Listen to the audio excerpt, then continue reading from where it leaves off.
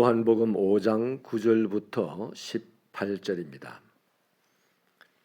요한복음 5장 9절부터 18절 말씀 한 절씩 교독하도록 하겠습니다. 그 사람이 곧 나아서 자리를 들고 걸어가니라. 이날은 안식일이니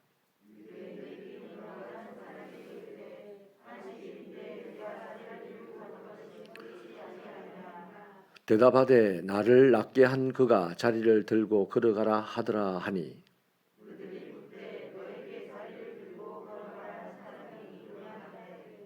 고침을 받은 사람은 그가 누구인지 알지 못하니 이는 거기 사람이 많으므로 예수께서 이미 피하셨음이라.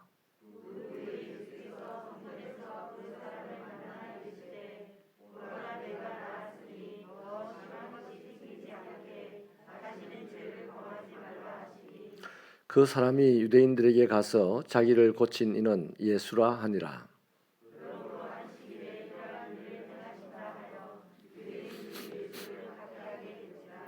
예수께서 그들에게 이르시되 내 아버지께서 이제까지 일하시니 나도 일한다 하시매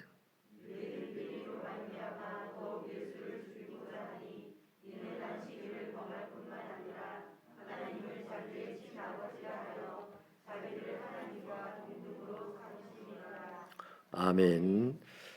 군순남 집사님 성령 하나님 함께 하심을 감사해서 예물을 드립니다. 황정순 집사님, 차지연 집사님, 정년집 집사님, 송원실 권사님 가정에서 드립니다. 류인호 집사님, 지미라 권사님 가정, 유재동 집사님, 이정미 권사님 가정, 이승홍 집사님, 차정옥 집사님 가정, 곽정순 집사님, 정문규 집사님 가정에서 예물 드립니다.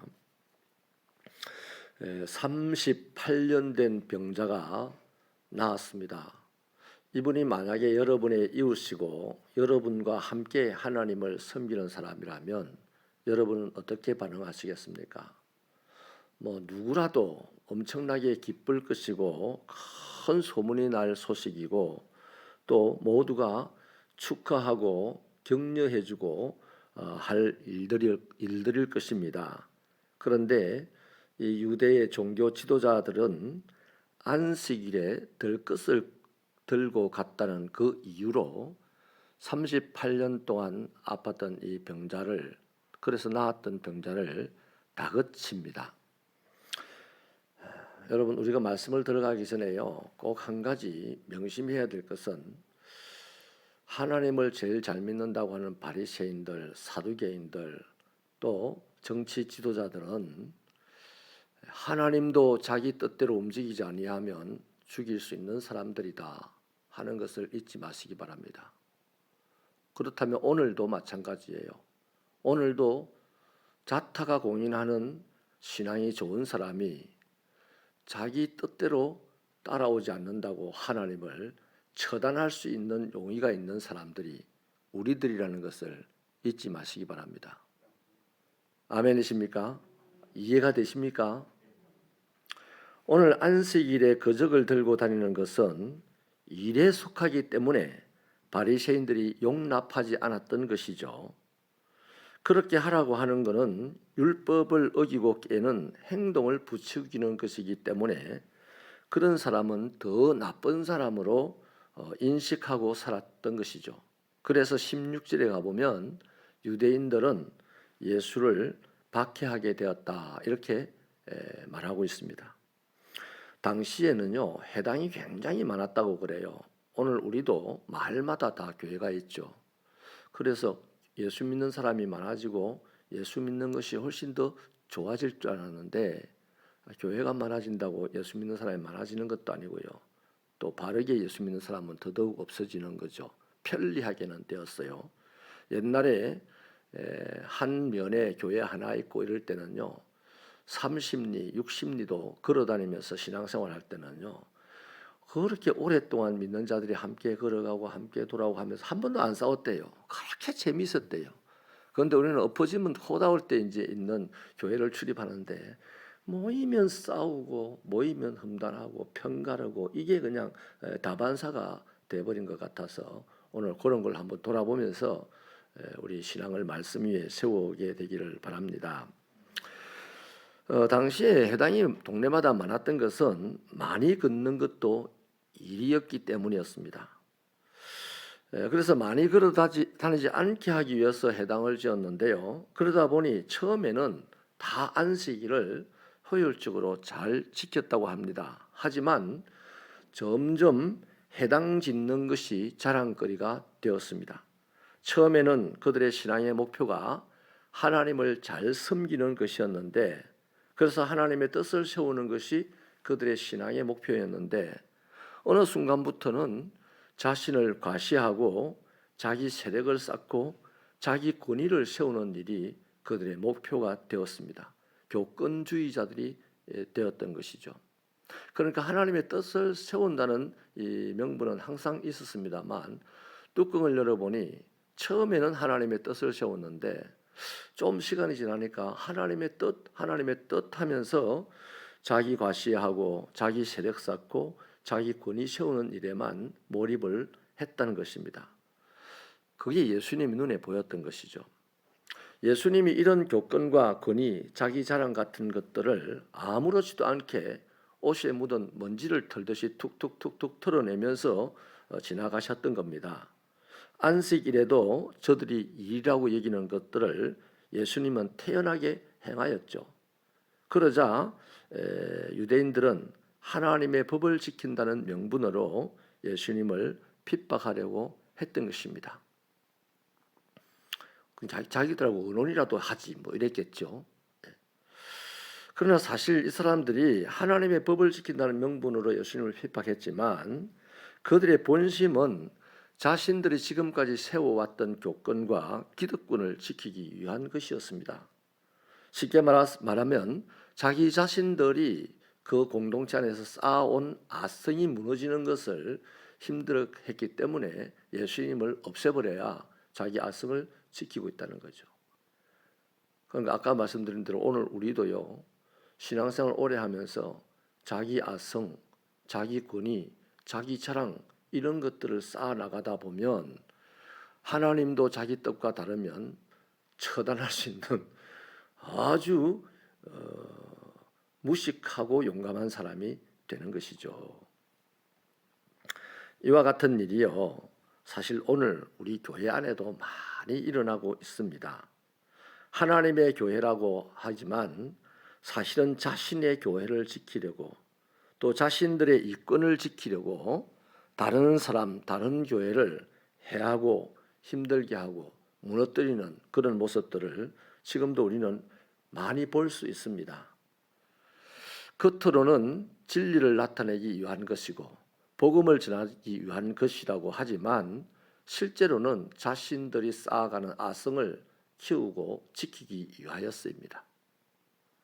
여러분 6.25 때요, 마음에 들지 않는다고 사람을 빨갱이 취급을 했던 적이 있었습니다. 그래서 여순 사건이라는 것이 있죠. 그래서 빨갱이가 뭔지도 모르던 그 마을 주민이 어느 날 죽창에 찔려 죽는 일이 허다하였습니다. 지금도 북한에서는 누구 한 사람 좀 더 지도자의 마음에 들지 않으면 그냥 반동분자 이렇게만 하면 그날로부터 그 사람은 공개적으로 억압을 당하게 되고 또 죽임을 당하는 경우도 허다하다고 합니다. 그게 세상의 얘기는 아닙니다. 세상만의 얘기는 아니에요. 교회도 이 세상과 별반 다를 게 없잖아요.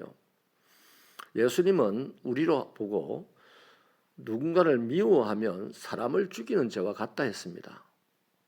그런데 우리는 교회 안에서 엄청나게 미워합니다. 무엇 때문에 미워합니까? 나와 좀 다르다고, 내 편을 들어주지 않는다고, 나를 좀 인정해주지 않고 알아주지 않는다고 미워하는 거예요. 예수님은 미워하는 것이 살인하는 죄와 똑같다 했는데 우리는 실제로 그 말씀이 예수님의 말씀이 진리라고 받아들였으니 우리는 미워하는 만큼 사람 죽이는 사람이 이미 되어 있었습니다. 인정하시면 아멘. 또 아니란다. 나를 미워했을 뿐이에요. 예수님은 나를 살인자로 본다고요. 미워했다면. 그래서 우리는 이러한 것들에 대해서 좀 많이 무감각해져 있다는 것입니다. 그래서 서로 판단하고 서로를 끌어내리는 일이 교회 안에서 비일비재하죠. 또 그 일에 분별력이 없이 분별해보지 않고 같이 어우러져 가지고 그렇지 하는 경우도 뭐 허다합니다. 네. 안타까운 일이지만 이런 일들이 너무 많이 일어나는 거죠. 그건 다 뚜껑을 열고 보면 자기 위신을 지키고 자기 권위를 지키고 자기의 주장을 펼치기 위한 것입니다. 하나님과는 관계없는 일이죠. 제가 청년 사역을 할 때요, 그 청년들이 아주 재미있게 굴러갔습니다. 열심히 일을 하고 블라디보스톡에 갔더니 거기 어떤 선교사님, 저기 지금 우크라이나 거기에서 오신 선교사님이 저를 한번 찾아와가지고 궁금한 게 있어서 묻겠다 그래요. 물으려 했더니 한국에서 온 이분들이 다 군인들입니까? 이래요. 그러니까 그만큼 재밌었습니다. 일사불란하게 잘 움직였고. 근데 어느 날요, 이제 교회가 좀 소문이 나니까 청년들이 여기저기서 오기 시작하는데, 아니 머리를 노랗게 물들이는 친구도 오고 귀걸이를 한 남학생 친구도 오고 뭐 이렇더라고요. 그래서 저는 대번에 드는 생각이, 아하, 교회에 물들이겠다, 이런 생각이 들었어요. 그래서 한동안 그들을 경계했습니다. 그런데요, 놀랍게도 그들은 제가 생각했던 것보다도 훨씬 더 성실하고 진실했습니다. 하나님의 말씀을 아주 잘 듣고 말씀을 이루려고 노력하는 것을 보았습니다. 그래서 제가 내 생각이 편견이었구나 하는 것을 깨달았죠. 그런데 요즘 보세요. 요즘 뭐 교회 다니는 청년들 대부분이 다 염색 공공연히 합니다. 이런 물 들였다가 저런 물 들였다가 그러죠. 또 뭐 심하면 우리 지방에는 없지만 서울에 가보면요, 코 피어싱하고 다니는 청년들 많습니다, 교회 안에. 그래서 찬양 리더도 하고 그래요. 옛날에 한 10년 됐습니다. 부산에 성시화 운동이 한참 돌아갈 때, 그때 찬양 리더하는 한 목사님이 오셨는데 미국에서 공부하다가 오셨어요. 이분이 귀걸이를 하고 찬양 리더를 하는 거예요. 그래서 한 목사님이, 좀 나이가 옅은 목사님이 그 찬양을 하고 있는데 막 일어서니 고함을 지르는 거예요. 내려오라고. 어디 감히 이 찬양 리더가 귀걸이를 하고 섰냐고 막 그런 거예요. 또 목사가 말이지 귀걸이를 하고 다니냐고. 근데 요즘 목사님들도 귀걸이 하는 목사님들이 많이 있더라고요. 유튜브에 보니까요. 여러분, 코걸이 귀걸이 했다고 노란물 들었다고 예수 못 만나라는 법은 없잖아요. 그거 했다고 천국 못 간다, 구원 못 받는다, 성경에 어디 없잖아요. 그거는 본인의 취향입니다. 한번 따라하십시다. 개인의 취향. 여러분, 우리가 그걸 인정하면요, 나와 생각이 다른 사람을 폄하하지 않습니다. 나와 생각이 다르고 나와 삶의 방식이 다른 그 사람을 거리두고 교회 안에서 경계하지 않습니다. 만약에 예수님이 당신의 생각과 다르다고 거리를 두었다면 우리 중에 누가 예수님 곁에 앉아서 예수님을 보고 주님 이럴 수 있는 사람이 있습니까? 없어요. 교회를 지킨다는 명분으로, 질서를 지킨다는 명분으로 사람을 막아서는 안 된다는 일입니다. 우리는 사실 별것도 아닌 내 편견을 가지고 나만의 신앙의 아성을 쌓으면서 말은 교회를 위하여, 하나님을 위하여라고 합니다. 아주 남발을 하죠. 예수님이 그 사람들이 하신 말씀이 있어요. 어떤 말씀이냐면, 그들은 천국 문을 막고 자신도 못 들어가고 남도 못 들어가게 한다 그랬습니다. 그 바리새인만 그런 사람이 아니고요, 우리도 그런 사람일 수 있습니다. 내가 편견을 가지고 신앙생활을 하면 나와 다른 사람을 판단하는 사람은 똑같다 이 말이에요.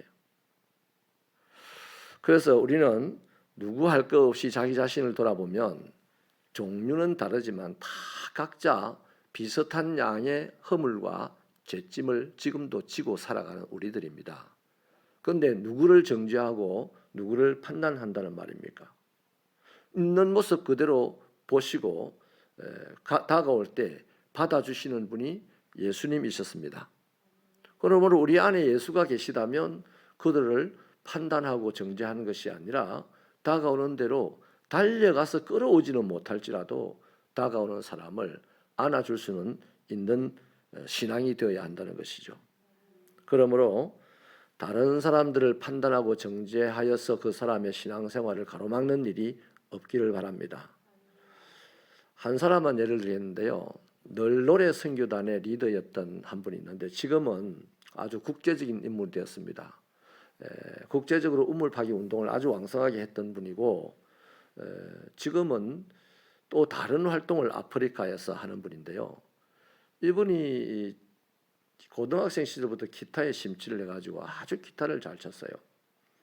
그래서 어느 날 부산의 S교회에 다니는 집사님의 아들이었는데 교회에서 청년들 몇이하고 이렇게 기타를 열심히 치고 있으니까 수장로님이 오셔가지고 아주 쌍욕을 하면서 그들을 쫓아냈습니다. 그분이 하시는 말씀이 그때 기분이 예수님이 채찍을 휘둘러서 우리를 쫓아내는 그런 모습으로 우리를 자기를 쫓아내더래요. 그리고 그분은 그 교회를 출석을 안 하고 한동안 방황하다가 마산에 가서 신앙생활을 하면서 널노래 선교단의 일원이 되고 나중에는 대표까지 되었습니다. 사랑의 노래 선교단. 그래서 지금은 아주 선교 사역을 왕성하게 하는 분이에요. 만약에 그 장로님이 그때 기타 치는 그 모습을 보고 야 요즘 악기가 다양하네. 그래 그 기타로 하나님께 찬양을 잘 드려다오. 만약에 그랬다면 그 훌륭한 인재가 그 교회 출신이 됐을 거 아니에요. 그런데 그 교회 출신이 아니고 다른 지방 교회 이제 성도로서 선교사로서 그렇게 활동을 하는 겁니다. 여러분 이런 일이 많아요. 옛날에 피아노도 교회 안에 못 들었습니다. 아주 열심히 있는 신앙인이 피아노를 도끼를 가지고 피아노를 깨뜨리고 그랬어요. 그런데 지금 피아노가 교회에 없습니까? 교회에 피아노 있잖아요. 기타가 교회에 없습니까? 기타 교회에 있잖아요. 여러분 누가 징을 잘 치는 사람이 아주 징을 잘 치는 사람이 교회에 오셔서 신앙생활을 시작합니다. 그럼 주님이 야 너 기타 배워가지고 나를 찬양해라 하시겠습니까? 아니잖아요. 네 잘하는 게 뭐냐?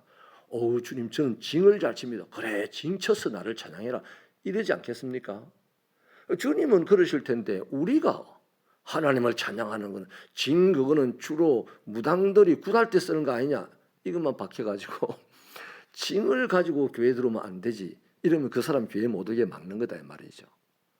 말씀이 좀 길었습니다만 편견을 내려놔야만 자기의 신앙의 아성을 쌓지 않고 그 사람은 바리새인이 아니라 주님이 찾고 함께 일하고 싶어하는 사람이 된다 하는 겁니다. 사람이 먼저입니다. 교회가 먼저가 아닙니다. 사람을 잘 대접하고 용납하는 그런 저와 여러분이 되시기를 축원합니다. 하나님 도와주옵소서. 우리의 생각과 우리의 지식이 또 하나의 교리를 만들고 그것으로 교권을 만들어서 그 꼭대기 자리에 내가 차리하고 앉아서 이 사람 저 사람을 판단하고 살아가는 신앙은 아니었는지 돌아보게 하여 주시고 아버지 하나님 나의 편견으로 주의한다고 하지만 그것은 전부 내 아성을 쌓는 것이니 하나님 겸손히 나의 편견을 내려놓고 인자함을 가지고 아버지 하나님을 찾아오는 사람들을 품고 용납하는 우리가 되게 하셔서 예수님의 성품을 보여주게 하여 주옵소서. 그리하여서 이 세상을 살아가는 방식이 할 수만 있으면 더불어 화평하며 아버지 하나님의 평강을 나누는 큰 그릇의 신앙인들이 되게 도와주시옵소서. 이러한 삶을 살아가면 교회가 아름답게 성장하지 않을 수가 없고 바르게 성장하지 않을 수가 없고 그 교회에서 신앙생활을 하는 사람들이 세상에 빛이 되지 않을 수가 없는 줄 압니다. 그런데 너무 급한 나머지 성장이라는 미명 아래 다 불러들었다가 어느 날 자기들끼리 편을 가르고 또 흩어졌다가 이합집산을 거듭하는 그런 꼴볼견의 교회가 아버지 앞에 있지 않도록 우리 새벽교회를 하나님 말씀 안에서 예수 닮은 교회가 되게 하여 주옵소서. 내 편견을 내려놓고 예수의 생각으로 사람을 대하는 우리들의 신앙생활이 되게 하여 주옵소서. 이 일에는 목사부터 시작하여 새가족에 이르기까지 한 분도 예외가 없는 줄 믿습니다. 오늘부터 우리의 편견이라는 것을 다 내려놓고 누구라도 서로 협력할 수 있는 그런 귀한 믿음의 삶이 되도록 복을 내려 주옵소서. 하나님 아버지여, 오미크론이 우리를 괴롭힙니다. 이 오미크론 가운데서 건강을 잘 유지할 수 있도록 지혜를 주시고, 또 아버지 하나님, 세상이 너무나 각박하고 어려움 가운데 들어가고 있습니다. 이런 때에 우리가 믿음이 견고하여서 바울처럼 불안해하는 사람들을 안심시킬 수 있는 하나님의 종들이 되도록 도와주옵소서. 이 일을 위하여서 필요한 영적 물적 은사와 은혜를 낱낱이 공급하여 주시기를 원하옵고 예수님 이름으로 기도하옵나이다.